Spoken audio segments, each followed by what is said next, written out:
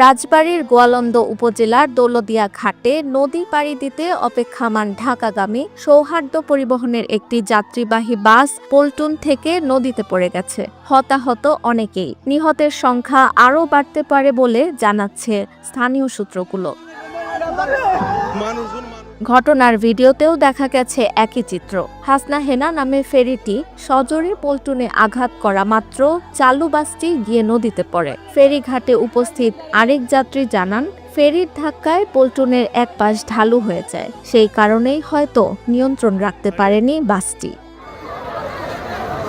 ঘটনাস্থলে উপস্থিত একজন জাতীয় অর্থনীতিকে জানান, আজ বুধবার বিকেল ৫:১৫টার দিকে দৌলতদিয়া ৩ নম্বর ফেরিঘাটের সামনে দুর্ঘটনাটি ঘটে। দুর্ঘটনার সময় সৌহার্দ্য পরিবহনের বাসটি ফেরিতে ওঠার অপেক্ষায় ছিল।